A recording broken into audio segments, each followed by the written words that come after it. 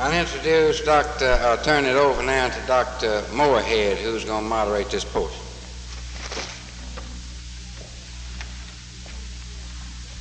We'll first call on Dr. Quinlan, and he will talk on the British experience with emphasis on short-changing patients and sharper points on Enoch Powell's idea.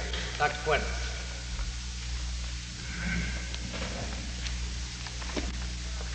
Thank you, Dr. Morehead.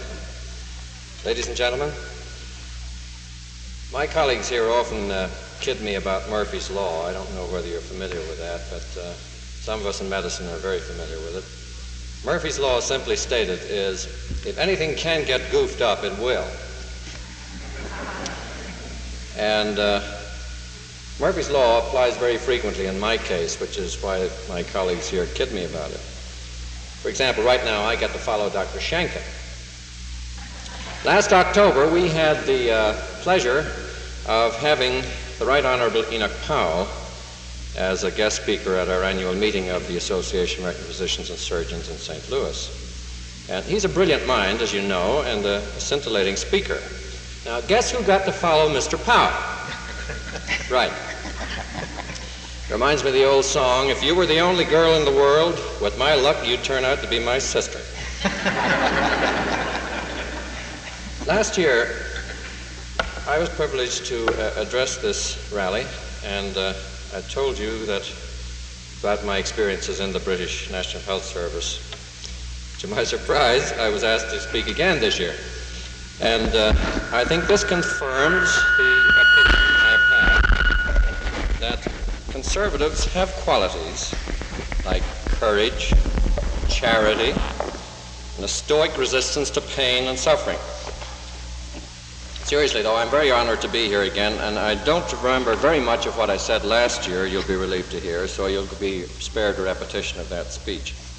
I would like to tell you, though, about similarities which I have noticed between the political propaganda which preceded the enactment of the British National Health Service in 1946 in Britain, and the propaganda that the American public are being bombarded with at the present time.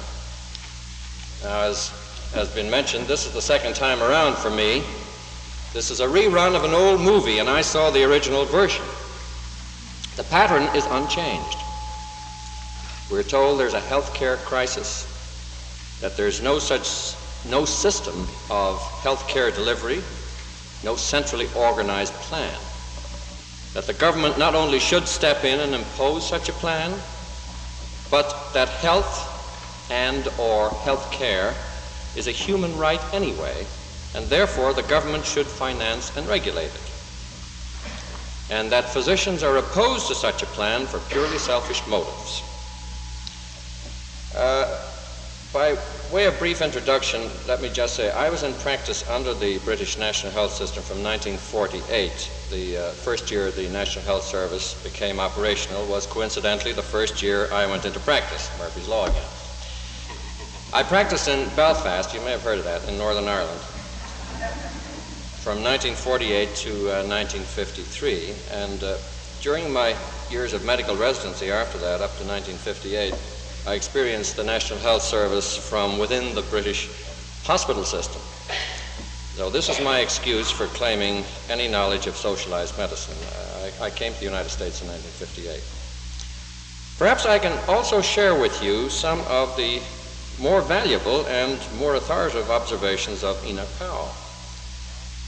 We spent 4 days with him last October, and naturally we got to talk quite a lot about these things. Now, you have to remember, he was the head man of the National Health Service. He was the Minister for Health from 1960 to 1963.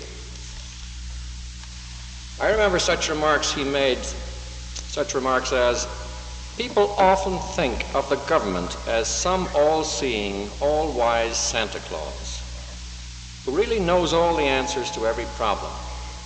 What they don't know is that the government's decision is often made by 5 fallible little men sitting around a table in Whitehall in London. He told us how he, as Minister for Health, had to make decisions which would affect the entire nation uniformly for years to come, 5, 10, even 25 years ahead. And how these decisions, once made, could not be reversed. He described the folly of centralized planning which cast all hospital administration into one uniform mold and allowed no flexibility whatsoever for local needs, variations, and how this eliminated competition, experimentation locally, and even progress. But more of that later. First, let me get on to some general observations of my own. Medicine is a political football here right now, just as it was in Britain prior to 1946. Political promises regarding medical care are nothing but a vote-catching device and are fraudulent. Every politician running for office is promising to give you something for nothing. And you and I know that there just isn't such a thing as something for nothing. Politicians are careful not to define the terms they use too often. Medical care, strictly speaking, refers to the care rendered to a patient by a physician. Health care, on the other hand, encompasses much more.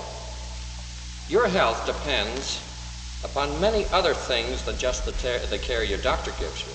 It's affected by what you eat, what your job is, what you wear, your exercise habits or lack of them, where you live, the air you breathe, whether you smoke or drink too much, whether your Uncle Harry drinks like a fish, etc., etc.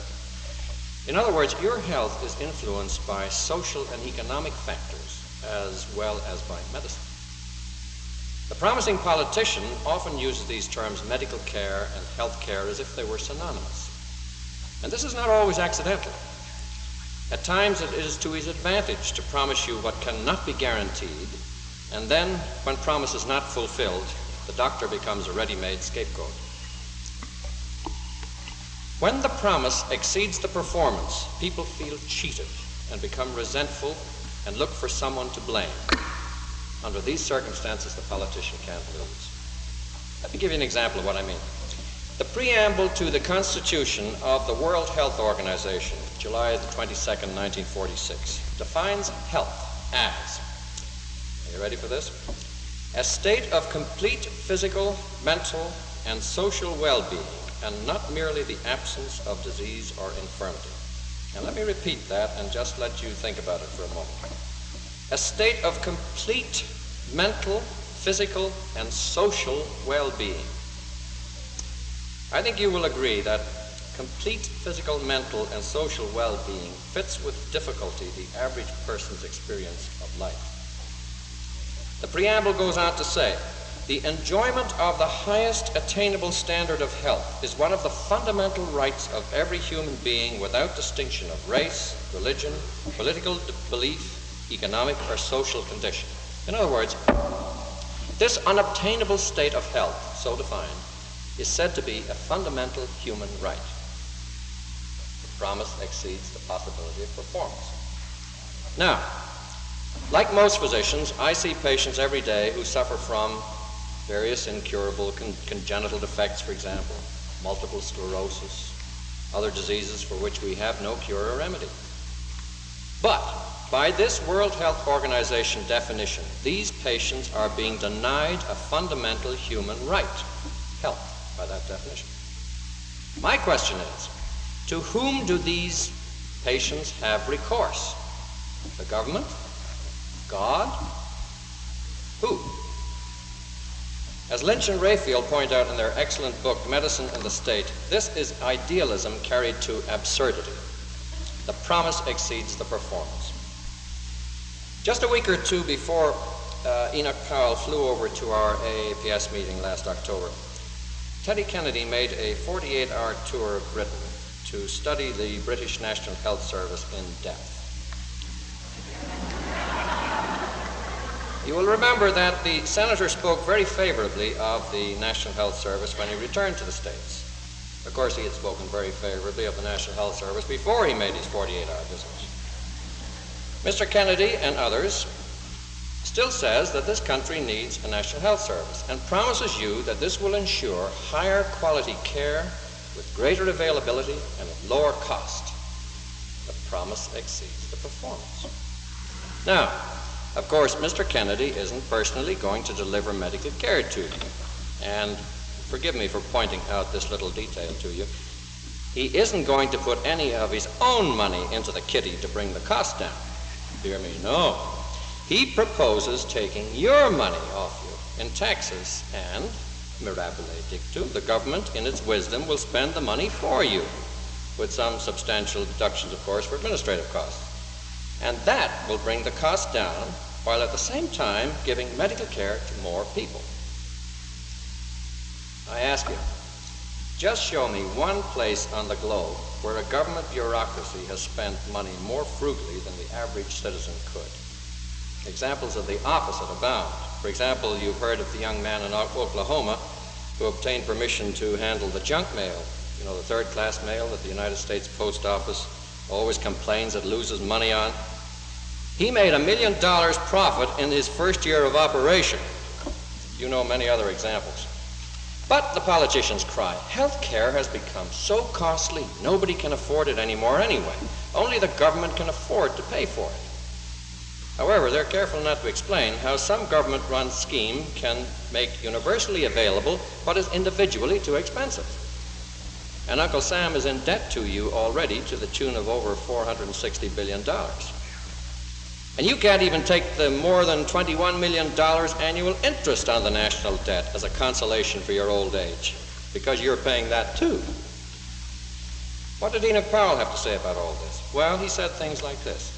He said, whatever is entrusted to politicians becomes political, even if it is not political anyhow. He said, people continue to be surprised that when a politician says or does something, that he could be politically motivated. Let me tell you, everything a politician says or does is politically motivated. That's what being a politician means. He also said, he who pays the piper calls the tune. This is not an original statement, I'll grant you. But he said that the plain rule is that whenever the taxpayer's money is being spent, a minister must be held responsible for how it is being spent. Where the whole activity is tax financed, the control will be detailed and comprehensive. He said, when a medical service is free at the point of consumption, the demand becomes insatiable. There is virtually no limit to the amount of medical care an individual is capable of absorbing. Medical care under the National Health Service is rendered free to the consumer at the point of consumption. Consequently, supply and demand are not kept in balance by price.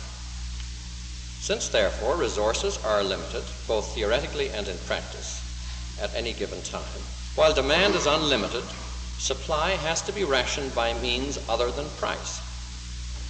Enoch Powell says, the National Health Service then must and does apply covert rationing devices in order to limit demand to the actual amount of supply.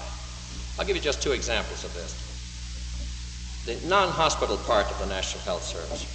The minister exercises substantial control over the volume of service provided, but he does so indirectly, through his power to fix what remuneration the Executive Councils shall offer to the practitioners in contract with them. Now, on the other hand, in the hospital service, the form of rationing is the waiting list. The public are encouraged to believe that rationing in medical care was banished by the National Health Service, and that the very idea of rationing being applied to medical care is immoral and repugnant. Consequently, when they, and the medical profession too, come face to face in practice with the various forms of rationing to which the National Health Service must resort, the usual result is bewilderment, frustration, and irritation. Now that's Enoch Powell talking. And in my own experience, it's the doctor who gets the blame and not the politician. The promise again exceeds the performance.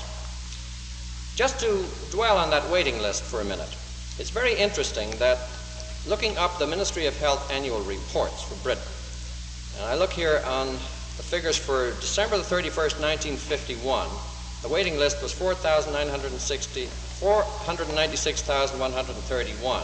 And I look through all the years up here to 1965. It really hasn't varied. In 1965, it was 498,972, which was almost identical. Enoch Powell said this about the waiting lists.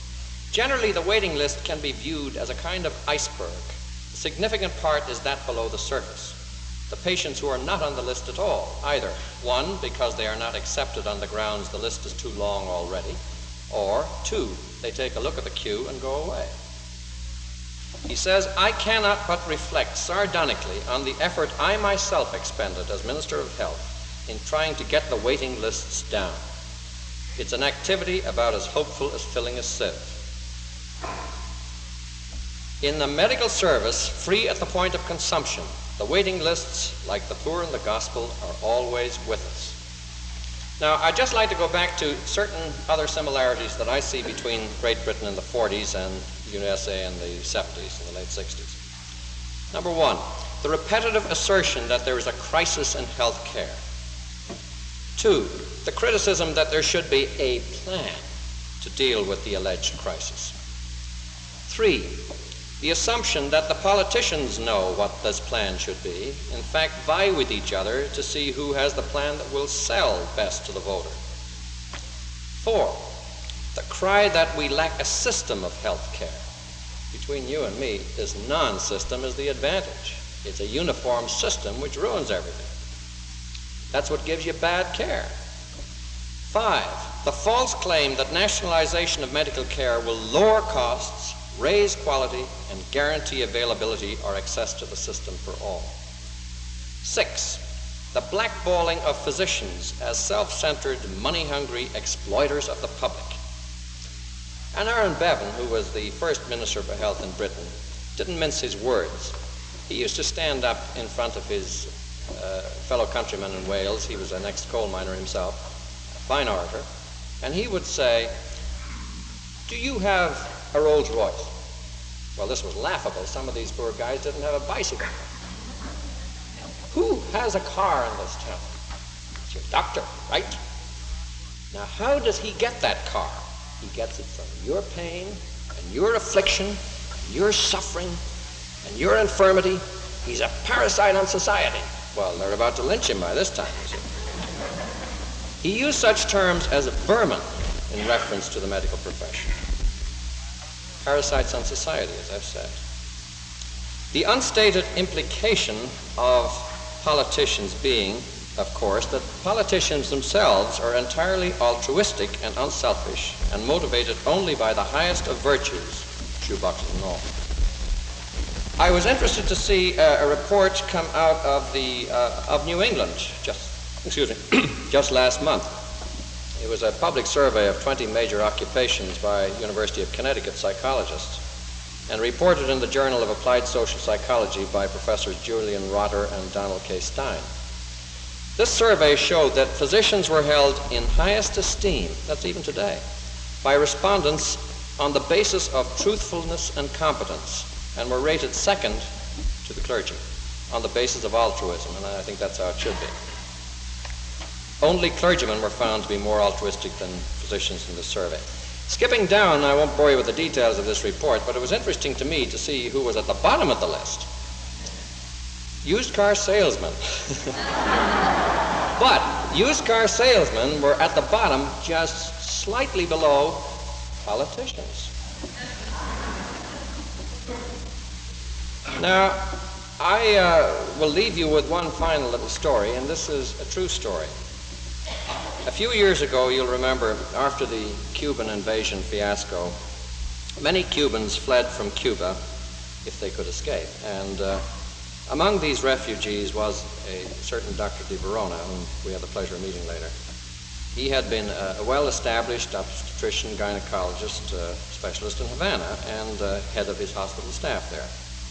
He was a middle-aged man with a grown family, and he and his wife and family left everything they had except the clothing they wore, and they managed to escape in an open boat, and eventually, after many adventures and narrow escapes, they arrived exhausted on the United States shores.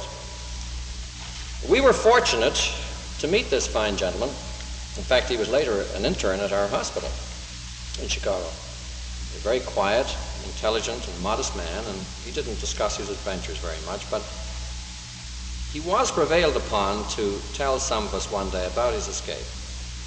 And when he had finished, one of the doctors on the staff who was present said, "Gosh, I can't tell you how much I admire your courage, and I feel so sorry for you, having to leave all you had worked for in Cuba.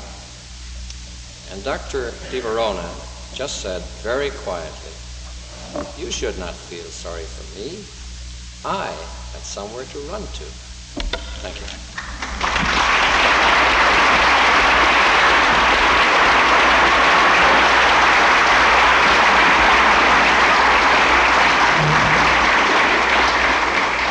Thank you, Dr. Quinlan.